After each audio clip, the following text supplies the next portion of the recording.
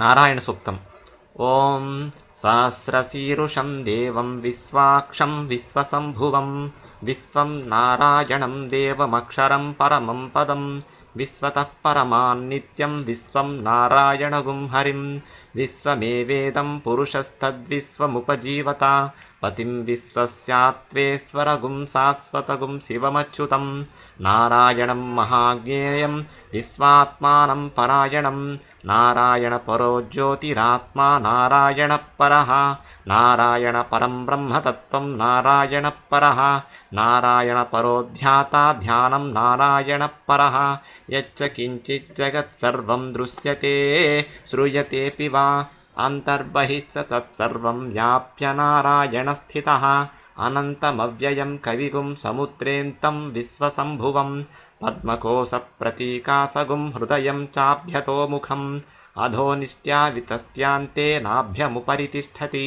ज्वालमालाकुलं भाति विश्वस्यातनं महत् सन्ततगुं शिलाभिस्तुलम्बत्याकोशसन्निभं तस्यान्ते सुशिरगुं सूक्ष्मं तस्मिन् सर्वं प्रतिष्ठितं तस्य मध्ये महानग्निर्विश्वार्चिर्विश्वतोमुखः सोऽग्रभुक्विभजन्तिस्तन्नाहारमजरः कविः तिर्यगूर्ध्वमदः सायि रश्मयस्तस्य सन्तततां सन्तापयति स्वं देहमापादतलमस्तकः तस्य मध्ये वह्निशिखा अणीयोर्ध्वा व्यवस्थितः नीलतो यदमध्यस्था विद्युल्लेकेव भास्वरा नीवारसूकमत्तन्वी पीताभास्वत्यणूपमा तस्या शिखा मध्ये परमात्मा व्यवस्थितः स ब्रह्म स शिवः स हरिस्वेन्द्रः सोऽक्षरः परमस्वराट् ऋतगुं सत्यं परं ब्रह्म पुरुषं कृष्णपिङ्गळम् ऊर्ध्वरेतं विरूपाक्षं विश्वरूपाय वै नमो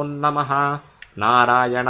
ॐ नारायणाय विद्महे वासुदेवाय धीमहि तन्नो विष्णुः प्रचोदयात्।